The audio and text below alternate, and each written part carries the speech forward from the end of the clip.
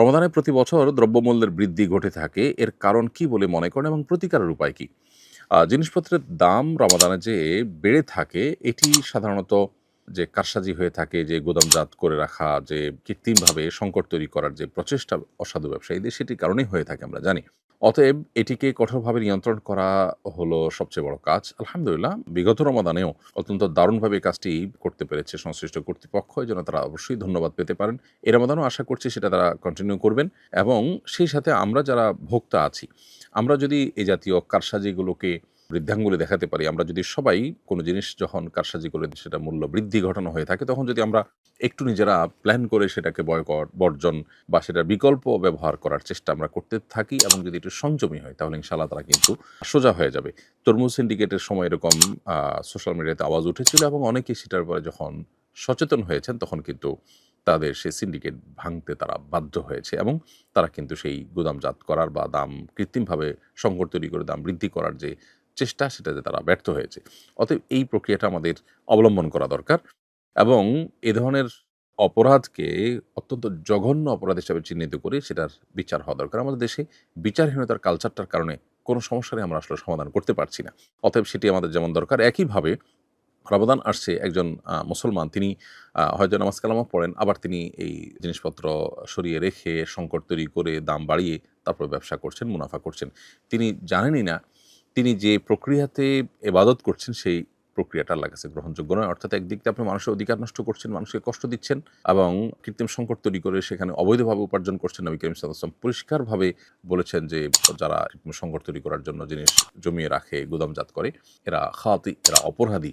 অতএব এই অপরাধ যারা করছেন তারা নামাজ কালাম পড়ে আল্লাহকে সন্তুষ্ট করতে পারবেন না। দিনটাকে আমাদের পরিপূর্ণভাবে বোঝা দরকার। আংশিক নয় এবং আংশিক দিন পালন আমাদেরকে আল্লাহর সন্তুষ্টির দিকে নিয়ে যাবে না। কোনো আমলের ফজিলত বর্ণনা করার জন্য জয়ীফ হাদিস বলা যাবে কিনা? জয়ীফ হাদিসের সঠিক গ্রহণযোগ্যতা সম্পর্কে জানতে চাই। আকীদা অথবা কোনো হালাল হারাম সাব্যস্ত হওয়ার জন্য কেউ জয়ীফ হাদিস কখনো দলিল হিসাবে গ্রহণযোগ্য হবে না। এ ব্যাপারে ওলামাদের তেমন কোনো দ্বিমত নেই। আর শুধুমাত্র আমল বা কোনো সওয়াব লাভের কোনো বিষয়, যেটা আসলে হালাল হারাম জাতীয় বা ঈমান আকীদা জাতীয় বিষয় নয়, এরকম নফল কোনো আমল ইত্যাদি এ জাতীয় বিষয়ের জন্য জয়ীফ হাদিস ওর উপর ভিত্তি করে যদি কেউ আমল করতে চান, সেটি জায়েজ হবে বেশ কয়েকটি শর্তে। এর ভিতরে একটা শর্ত হলো যে সেটা খুব মারাত্মক পর্যায়ের জয়ীফ বা মারাত্মক পর্যায়ে দুর্বল হবে না। তার সূত্রের মধ্যে দুর্বলতাটা খুব জটিল এবং কঠিন পর্যায়ের দুর্বলতা থাকতে পারবে না। এটা হলো প্রথম শর্ত। দ্বিতীয়ত মুহাদ্দিসিন ইকরাম আরো অনেকে অনেক রকমের শর্ত দিয়েছেন। এর মধ্যে ইমাম নববী রাহিমাহুল্লাহ বলেছেন যে এটা ফাজায়েল এবং তারগিব তারহিব, অর্থাৎ উৎসাহমূলক বিষয়ের জন্য অথবা ফজিলতের জন্য আমল জাতীয় বিষয়ে আপনার জয়ীফ যদি খুব বেশি মারাত্মক না হয়, তাহলে এটার উপর আমল করা যেতে পারে। হাফিজ ইবনে হাজার আসকালানি রাহিমাহুল্লাহ কয়েকটা শর্ত উল্লেখ করেছেন। এর মধ্যে একটা শর্ত হলো যে, যেটা বললাম সেটা, আরেকটা হলো যে, যে বিষয়ে আপনি ওই হাদিসের উপর আমল করতে চান, মৌলিকভাবে সেটি শরিয়ার অন্য কোনো নস বা অন্য কোনো ভাষ্য দ্বারা প্রমাণিত হবে। এটা অনেকটা ওইটার সমর্থক রূপের হবে। এরকম হলে সেটার উপর আমল করতে পারেন। আর তৃতীয় আরেকটা শর্ত তিনি দিয়েছেন, সেটা হলো যে, এটা আমল করার সময় নবী করিম সাল্লাল্লাহু আলাইহি ওয়াসাল্লাম নির্দেশ করেছেন এই আকীদা নিয়ে আমল করবেন না, বরং এটা একটা ভালো কাজ হিসাবে আমল করবেন। তাহলে সেক্ষেত্রে নবী করিম সাল্লাল্লাহু আলাইহি ওয়াসাল্লাম দিকে সম্বন্ধ করার, যদি তিনি এটা না বলে থাকেন, তাহলে সেক্ষেত্রে তার দিকে সম্বন্ধ করার যে ভয়াবহতা, সেটা থেকে আপনি রক্ষা পাবেন। তাহলে জয়ীফ হাদিসের উপর আমল করা যেতে পারে যদি বিষয়টা আমল জাতীয়, ফজিলত জাতীয়, উৎসাহ ব্যঞ্জক অথবা সতর্কীকরণ টাইপের কোনো হাদিস হয়। হালাল হারাম বা আপনার ঈমান আকীদার মতো সিরিয়াস কোনো ইস্যু যেন না হয়, তাহলে সেক্ষেত্রে জয়ীফ যদি হাদিসের দুর্বলতাটা যদি খুব চরম পর্যায়ের না হয়, তাহলে সেক্ষেত্রে সেটার উপরে আমল করা যেতে পারে এই সমস্ত শর্তের ভিত্তিতে। গরমের দিনে কোনো বিশেষ আমল আছে কিনা? গরমের দিনের বিশেষ কোনো আমল আছে কিনা? এর উত্তর হলো যে, গরমের দিনে স্পেশাল আলাদা করে কোনো আমল না থাকলেও গরমের দিনে আমরা বিশেষ কিছু কাজ করতে পারি। আইডিয়া হিসাবে দেওয়া, যেমন মানুষকে পানি পান করানো, যেটা শীতের দিনে এতটা প্রয়োজন হয় না। মানুষকে পানি পান করানো অনেক বড় ইবাদত, উত্তম সাদাকা বলা হয়েছে হাদিসে। অতএব মানুষকে পানি পান করানোর বিভিন্ন উদ্যোগ আমরা নিতে পারি গরমের দিন উপলক্ষে। এছাড়া গরমের দিনে রাত বেশ ছোট থাকে, আবার দিন থাকে বেশ বড়। তো যেহেতু রাত ছোট থাকে, অতএব রাতে যদি আমরা দেরিতে শুই, তাহলে ফজর পড়াটা কঠিন হয়ে যায়। এজন্য যত দ্রুত সম্ভব, এমনিতে সারা বছর তাড়াতাড়ি শোয়া উচিত, গরমের দিনে সেটার গুরুত্বটা একটু বেড়ে যায়। এর পাশাপাশি যারা আপনার গরমে বিভিন্নভাবে কষ্ট করেন, বিভিন্ন শ্রমিক আছেন, দিনমজুর আছেন, তাদের কষ্ট যেন লাঘব করা যায়, সেজন্য নানামুখী উদ্যোগ আমরা নিতে পারি। টিউবওয়েল স্থাপন, তারপরে পথিকদেরকে পানি পান করানো, এ জাতীয় খুঁজে, খুঁজে ভালো কাজগুলো আমরা করবার চেষ্টা করতে পারি। ছোট ভাই ভার্সিটিতে পড়ে, আব্বুর সামর্থ্য কম।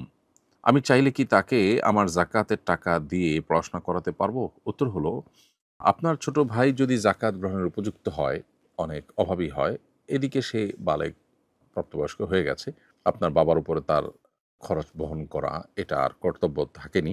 তো এরকম পর্যায়ে আপনার ভাই গরিব হলে, দরিদ্র হলে, তার সেরকম সামর্থ্য না থাকলে, তাহলে সেক্ষেত্রে আপনি তাকে জাকাতের অর্থে পড়াতে পারেন, কোনো অসুবিধা নেই।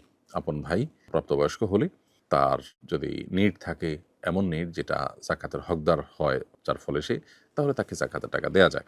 ভাই বোনকে জাকাতের টাকা দিতে কোনো অসুবিধা নেই, যদি তারা জাকাতের হকদার হয়, তাহলে সেক্ষেত্রে। অতএব আপনি আপনার ভাইকে পড়াশোনা চালাবার জন্য জাকাতের টাকা দিতে পারেন।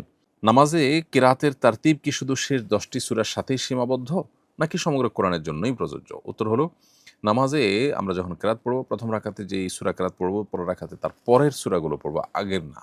এই যে ধারাবাহিকতা, এটি রক্ষা করা আবশ্যক পুরো কোরআনের ক্ষেত্রেই। এটা শুধু শেষ ১০টা সূরার জন্য প্রযোজ্য নয়। বদলি হজ কখন ফরজ হয়? উত্তর হলো, বদলি হজ তখনই ফরজ হয় যদি কারোর হজ করার মতো আর্থিক সঙ্গতি থাকে, কিন্তু শারীরিকভাবে হজ করার মতো অবস্থা তার যদি না থাকে, অথবা নিরাপত্তাজনিত কারণে তিনি যেতে না পারেন, তখন অন্য কাউকে টাকা দিয়ে বদলি হজ করাটা তার জন্য আবশ্যক হয়ে যায়। অনেক লোক আছেন যারা এখন টাকা পয়সার মালিক হয়েছেন, আগে ছিলেন না। এখন যখন মালিক হয়েছেন, তখন তারা আসলে শারীরিকভাবে হজ করার মতো আর সামর্থ্য নেই, তখন তার জন্য অন্য কাউকে দিয়ে বদলি হজ করানোটা কর্তব্য হয়ে পড়ে। মক্কার মসজিদের বাইরে হারাম এলাকার রাস্তায় নামাজ আদায়ের ক্ষেত্রে কাতারের ইত্তেসাল বা সংযোগ কি জরুরি? উত্তর হলো যে, ফোকাহে আহনাফের মতে, হানাফি মাযহাব, হানাফি থট অনুযায়ী কাতারের সংযোগ থাকা জরুরি জামাতে নামাজ বিশুদ্ধ হওয়ার জন্য। যদি অনেক দূর গ্যাপ হয়ে যায়, যে হারামের যে জামাতে আপনি শামিল হয়েছেন মক্কায়, সেখানে আপনি যেখানে দাঁড়িয়েছেন তার সামনে বিপুল পরিমাণ জায়গা পড়ে আছে, এখানে কেউ দাঁড়ায়নি মাঝখানে, এরকম যদি বিচ্ছিন্নতা থাকে, তাহলে সেক্ষেত্রে জামাত বিশুদ্ধ হবে না ফোকাহ হানাফের মতে।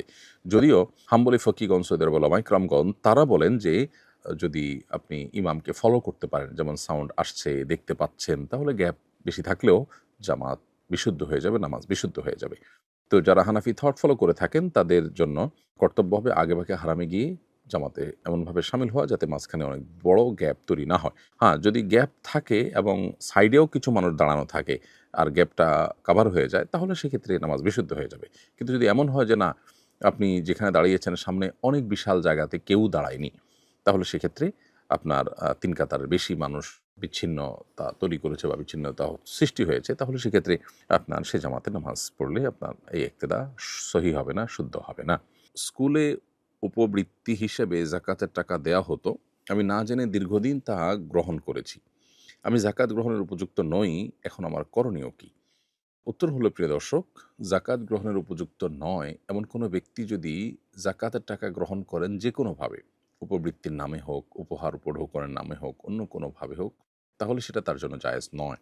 যেহেতু আপনি না জেনেই গ্রহণ করেছেন, এর জন্য কোনো গুনাহ হবে না। তবে আপনি যে টাকা নিয়েছেন, সে টাকা যার কাছ থেকে নিয়েছেন তাকে ফেরত দিতে হবে, যাতে তিনি উপযুক্ত গরিবকে বা হকদারকে পৌঁছে দেন, অথবা আপনি কোনো গরিব দুঃখীকে ওই টাকাটা সাদাকা করে দিতে হবে, জাকাত আদায়ের নিয়তে যে ব্যক্তি জাকাত তার। তাহলে ইনশাল্লাহ এটি হয়ে যাবে। এবং কর্তৃপক্ষ যারা এই কাজটি করেছেন, উপবৃত্তির নামে, বিভিন্ন নামে মানুষকে জাকাতের টাকা দিচ্ছেন, সেখানে যাদেরকে টাকা দিচ্ছেন তারা জাকাতের হকদার কিনা সেটি নিশ্চিত হওয়া তাদের কর্তব্য ছিল। এই কাজটি না করে তারা অন্যায় করেছে, এবং অনেক সময় দেখা যায় জাকাতের টাকা দিয়ে আমরা এই ধরনের কাজ করি। জাকাতের টাকা দিয়ে আপনি যেটাই করেন, হকদারের কাছে পৌঁছানোর আগে আপনাকে এনশিওর করতে হবে যে হকদার সে আসলে জাকাত খাওয়ার উপযুক্ত কি না, এটা দাতার কর্তব্য।